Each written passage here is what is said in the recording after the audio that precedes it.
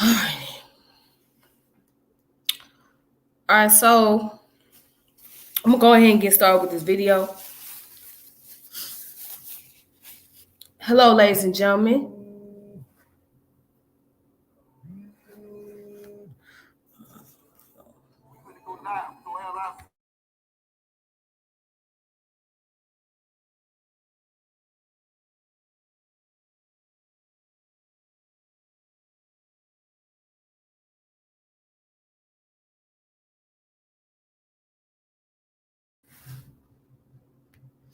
All right. So today I am going to go live. My name is Tiffany French, and you are on my YouTube channel. And if you are if you are checking in and you would like to subscribe, please do so. Make sure you subscribe to hit the notification bell. Also check out the contents and share the video. And also, if you're on my Facebook page, you just go ahead and share the video as well. And I appreciate everybody that's been tuning in and watching and all this great stuff. All right. So today I'm going to be going into a topic about the HBCUs. So we always got to give it up for our HBCUs out here, which is Cheyney University. Cheyney University is located in Cheyney, Pennsylvania. All right. So Cheyney University was founded on February 25th of 1837. And I will be going into some information about that and some details. All right. So we're going to go ahead and get started. I'm going to look at the information that comes from the WikiOne website and also Cheyney University website as well. And then I have a book right here which deals with the African American Historic Places National Park Service, as you can see. So I have this book right here. Okay. So this book goes into a list of all the historical sites or the buildings that is now part of the National Park Services. So what they do is like preserve the history and preserve the location, etc. So if you guys please excuse me, I think I'm coming down with an allergy. Season, you know how it is when the seasons start changing, your allergies gonna kick in. So so let's go ahead and get started. Dang, geek. Whew.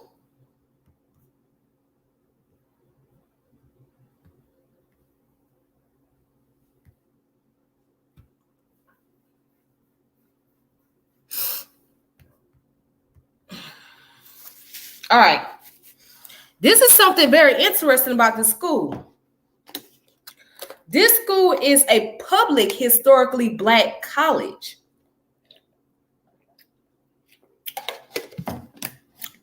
That's the interesting part about it. Because a vast majority of HBCUs are privately owned, correct? They're privately ran. But Cheyney University happened to be a public university. So let's go into details. Okay.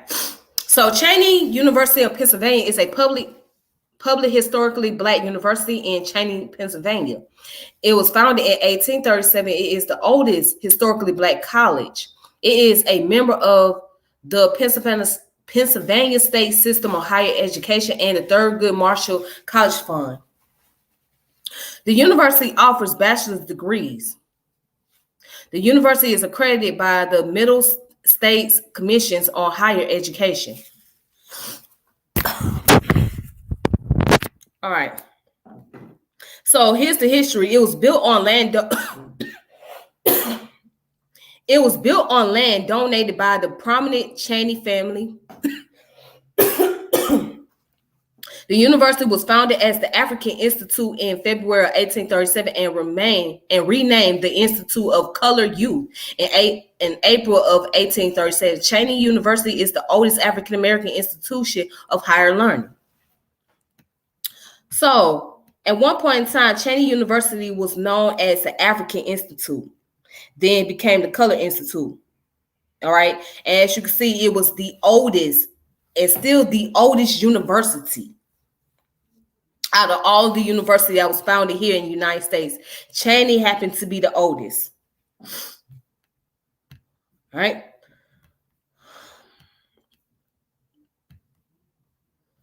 All right. So it says the African Institute was founded by Richard Humphrey,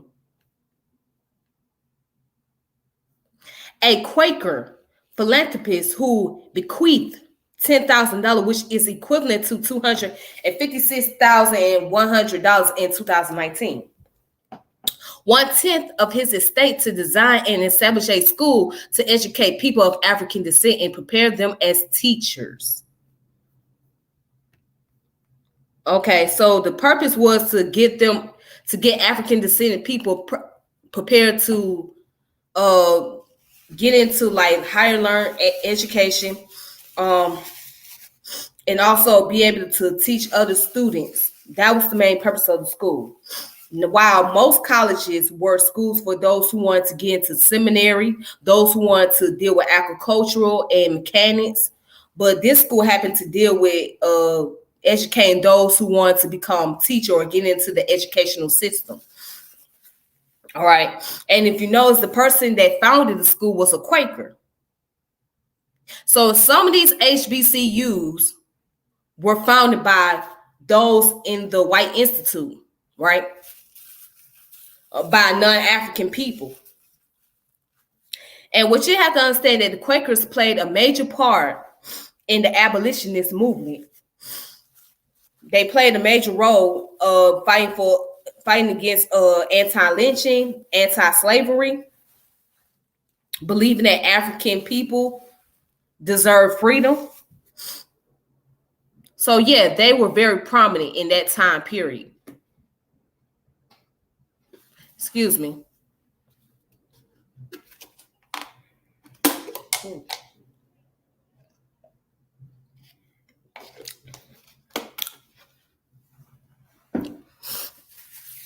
Okay.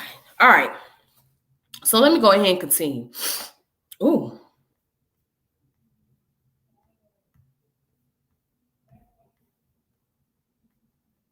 All right. So here it is. Born on a plantation on the Tortola, an island in the British West Indies, Humphreys came to Philadelphia in 1764. Many Quakers were abolitionists, and he became concerned about the struggles of free people of color to make a living and gain education in a discriminatory society. Now let's see if we can find out who Richard Humphreys is.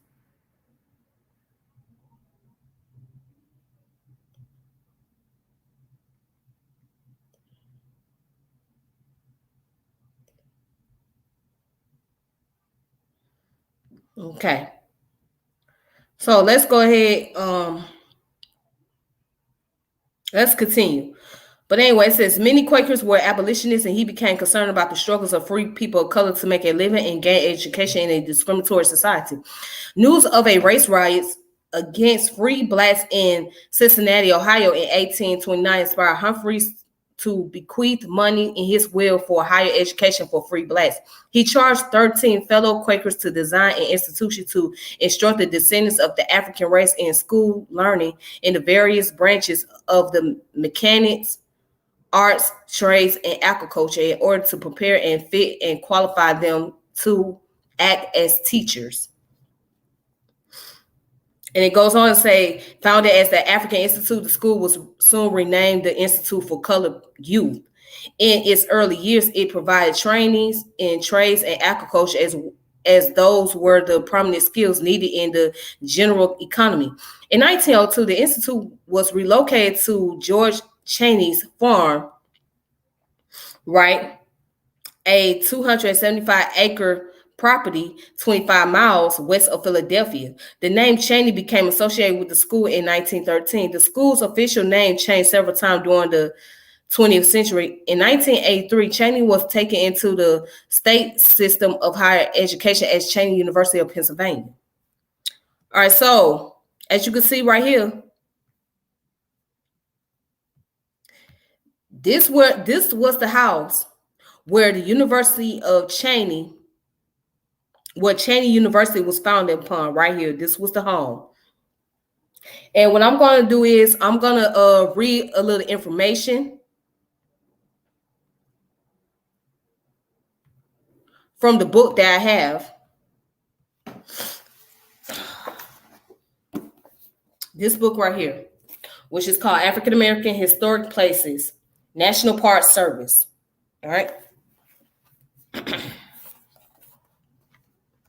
And it says, Melrose is associated with, well, first and foremost, is in Delaware County. So Melrose was located on Hill Drive, Cheyney. All right, so that's in Cheyney, Pennsylvania. Melrose is associated with a locally prominent female doctor, a leading Black university, and a nationally prominent Black educator and social reformer. In the second half of the 19th century, Melrose was the home of Mary H. Cheyney, a pioneering woman doctor in the local area.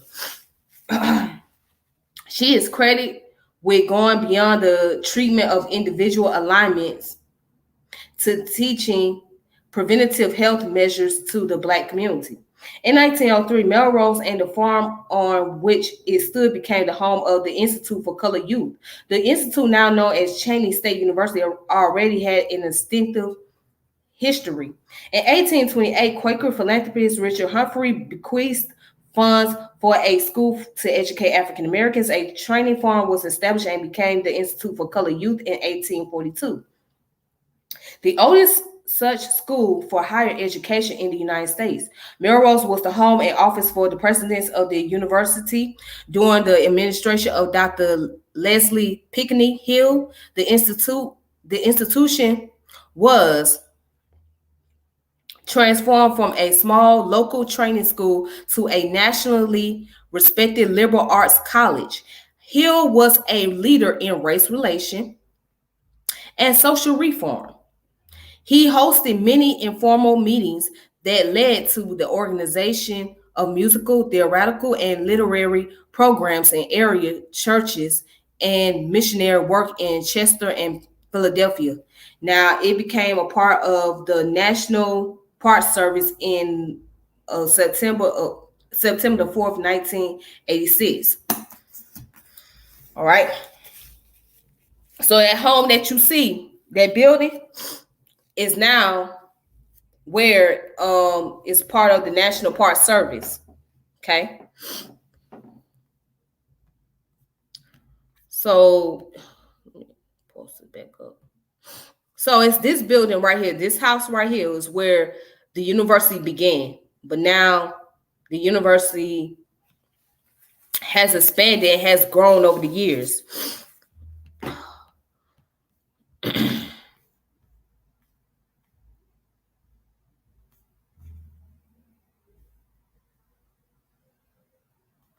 All right, so here it is.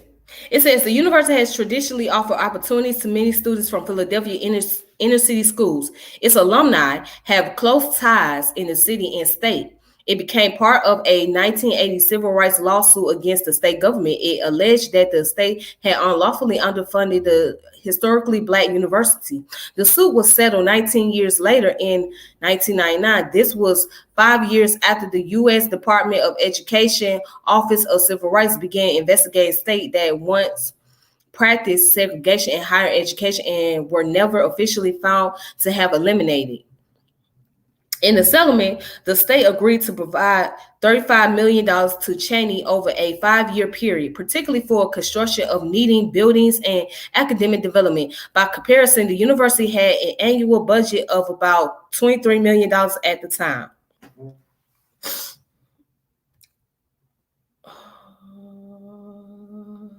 Okay. In November of 2015, the Middle States Commission on Higher Education placed Cheyney University on probation. 3 years later, the commission placed the university on show cause status, which required the university to show cause by November 21st of 2019 for showing compliance with the commission's standard or accreditation would not be renewed. The accreditation concerns were driven by the university's financial woes, a concern the university sought to address in part with increased fundraising. On November 21st of 2019, the Middle State Commission on Higher Education reaffirmed Cheyney's accreditation as the institution is now in compliance with the Standard 6, Planning, Resources, and Institutional Improvement, and required of Affiliation 11. The Middle States Commissions will continue to monitor financial stability of the university with a report from Cheyney due to the commission on March the 1st of 2020. All right. So these are the presidents.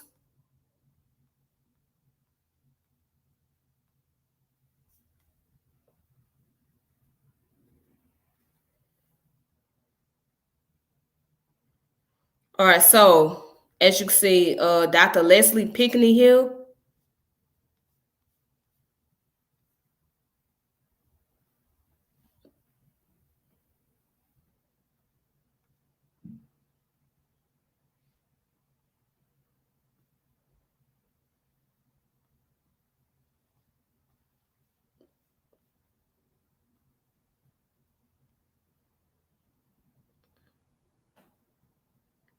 All right.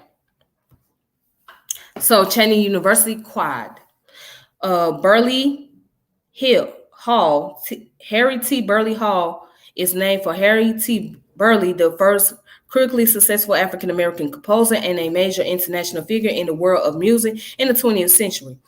His work included Nobody Knows the Trouble I Seen. Burley also provided insight for the composition of the Cheyney Alumni written by Leslie Pinckney Hill.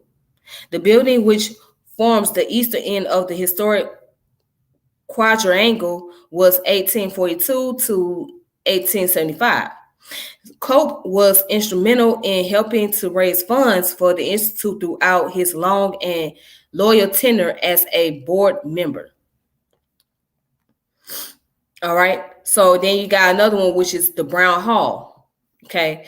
Brown Hall was originally constructed as a home economic center and is named for Hugh Mason Brown, who was principal of the school from 1903 to 1913. It subsequently served as Cheyney's reception center and housing for several administrative offices.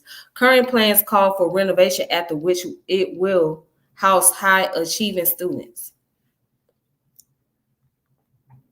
Dooley Hall. Dooley Hall, named Mildred B. Dooley, a pioneer music faculty member, was formerly named Pennsylvania Hall. Dooley Hall was originally a gymnasium and later the home of the music department. After a renovation, it became a fine arts center and theater for students' production. The Dooley Theater has seen performances by Ossie Davis and Ruby Dee, in addition to highly regarded students' production.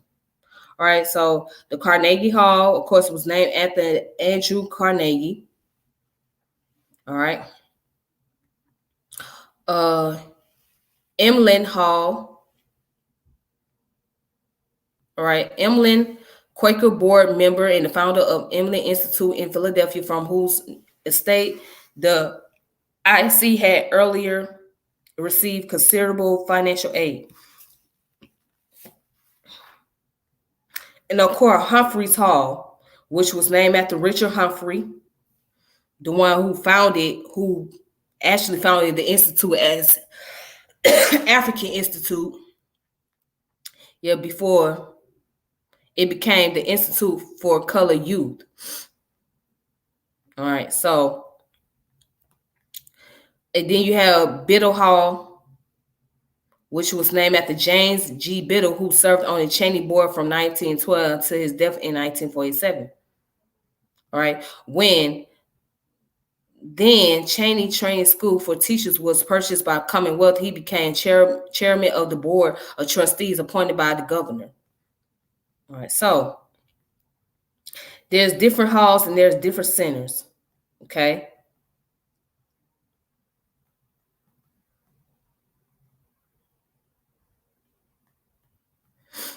All right, so their athletic program, Cheyney University has one of the most storied basketball programs in NCAA Division II history. The men's basketball program is seventh all-time in NCAA win percentage, include 16 PSAC, which is, I don't know, conference championship, four Final Fours, and one national championship in 1978. The women's basketball team in 1982 competed in the championship game of the inaugural NCAA Division I tournament, despite being a Division II school. So they must got a solid basketball team.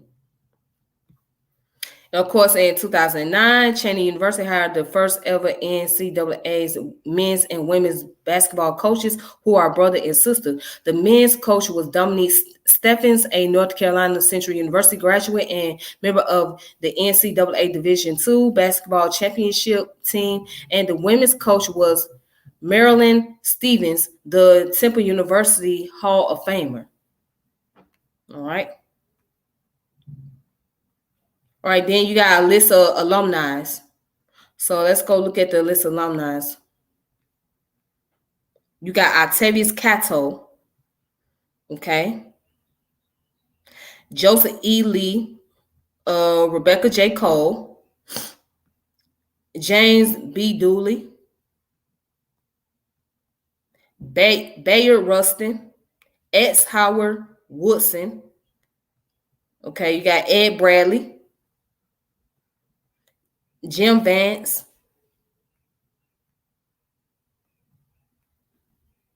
Dominique Curry,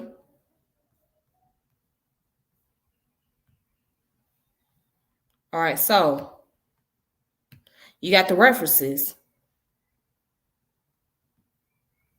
You got further reading, and you got the external link. So if you guys want to look up more, you can find it here on Wiki One.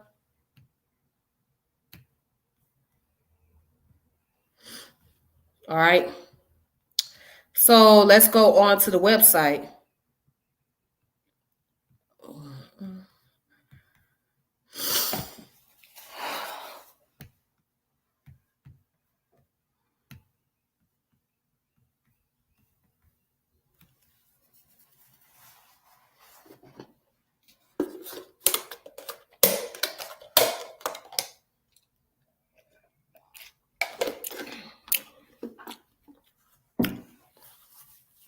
All right, then. So on February the 25th, 1837, it says Cheyney University of Pennsylvania became the nation's first historically Black college and university. The university was established through the bequest of Richard Humphreys, a Quaker philanthropist who bequeathed $10,000, 1/10 of his estate, to design and establish a school to educate people of African descent and prepare them as teachers. All right, so as you can see,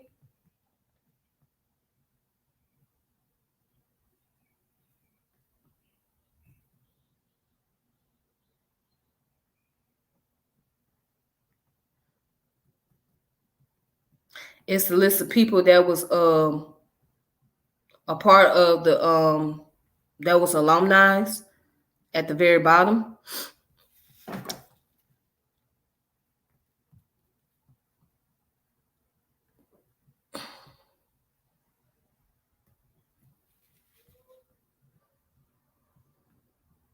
And you can see it says, as a charter member of the Pennsylvania State System of Higher Education, Cheyney State College became Cheyney University of Pennsylvania in 1983, the oldest of the 14-member institution and the only HBCU in the state system.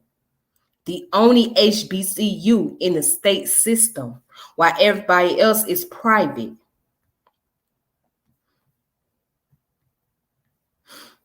All right.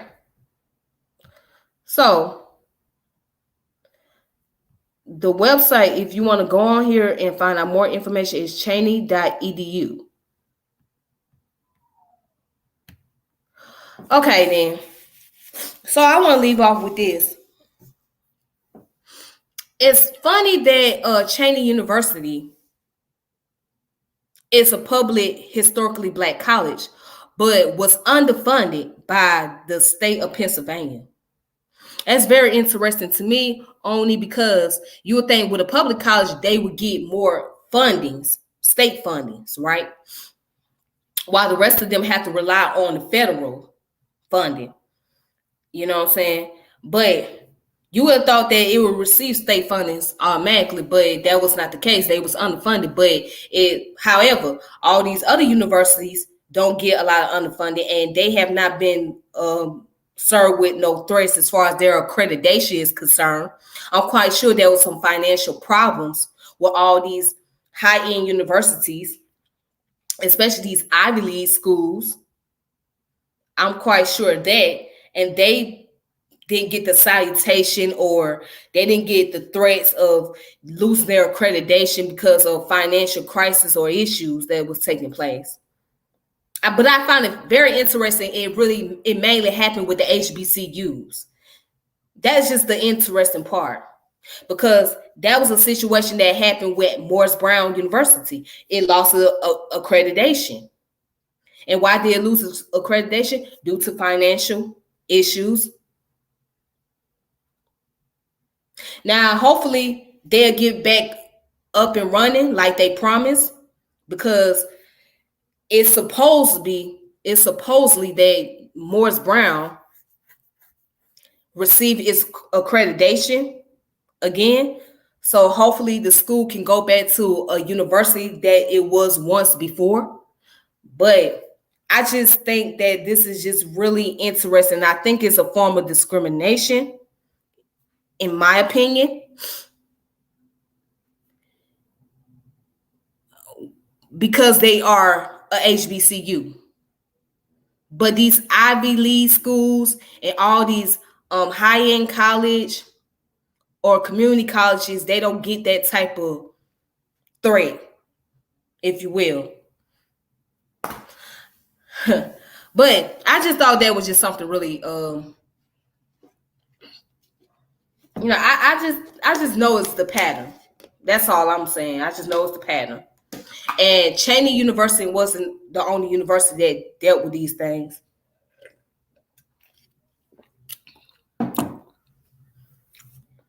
Yeah. But anyways, I'm going to go ahead and log off this video. And I appreciate everybody for subscribing to my channel. Or for those who have subscribed to my channel, I appreciate it. If you want to hit the notification bell, please do so. Make sure that you share the videos. Make sure you check out the other contents on there. And also be on the lookout for the upcoming video that's going to be taking place on March the 1st with my brother Ngozi from Team Osiris. And we're going to be dealing with a topic about the gang organization of Chicago. One in particular, which is the Vice Lords. And we're going to also get into the history about the drill music. All right, so please be on the lookout for that. It's going to be starting at 10 in the morning on the Eastern time. So Pacific time will be 9 in the morning. And for those who stay on the West Coast, probably like 7 in the morning. But I don't think anybody going to get up there early. So I wouldn't expect y'all to. But for those of you that want to tune in, please make sure you lock it down and be there. So me and the brothers are going to sit down and have a great dialogue, a great conversation. Yep. So make sure you tune in March the 1st at 10 in the morning Eastern time. Okay. All right. So with that being said, you guys, ladies and gentlemen, this your girl Tiffany, and I thank you all for really watching the channel. So until next time, I'll reconnect with y'all later. So y'all take it easy. Peace and power and elevation be to all of you. All right. All right then.